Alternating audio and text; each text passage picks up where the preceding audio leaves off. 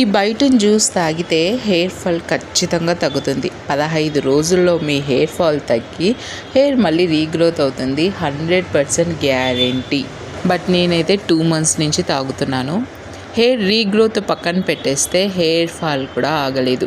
Just start చేసిన 1 week ఏమో hair fall తగ్గినట్టు అనిపించింది. కానీ 1 week అయిపోయిన తర్వాత మళ్ళీ హెయిర్ నార్మల్గానే ఊడిపోతూనే ఉంది. అసలు కొంచెం కూడా స్టాప్ అయితే అవ్వలేదు.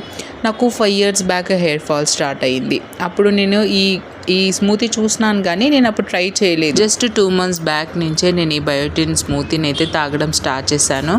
హెయిర్ గ్రోత్ లేదు, హెయిర్ స్మూత్నెస్ లేదు, ఏం లేదు. నాకు తెలిసి ఈ బయోటిన్ జ్యూసు హెయిర్ గ్రోత్ కన్నా వెయిట్ గ్రోత్ ఎవరైతే అవ్వాలనుకుంటున్నారో, అంటే లావ్ ఎవరైతే అవ్వాలనుకుంటున్నారో వాళ్ళకు ఇది మంచిగా పనిచేస్తుంది. నా హెయిర్ ఫస్ట్లో ఎంత థిక్గా ఉన్నిందంటే ఇప్పుడు చూడండి ఇలా ఉందన్నమాట.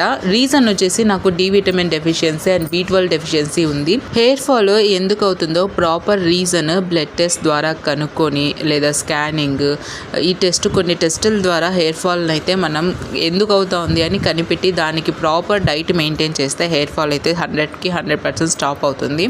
నాకు B12 డెఫిషియన్సీ అన్నాను కదా, B12 ఓన్లీ నాన్ వెజ్లో దొరుకుతుంది అనమాట.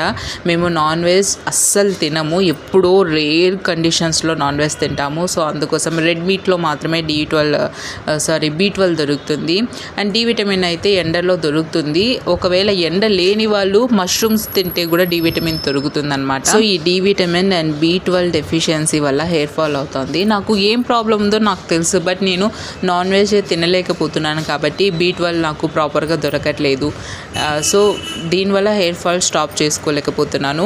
మీరు నాన్ వెజ్ తినేలాగా ఉంటే టెస్ట్లన్నీ చేసుకొని ప్రాపర్ డైట్ మెయింటైన్ చేయండి. ఓన్లీ ఈ స్మూతీని అందరు చెప్తున్నారు కదా, 100కి 150% ఈ స్మూతీ హెయిర్ రీగ్రోత్ని అయితే చెయ్యొద్దు.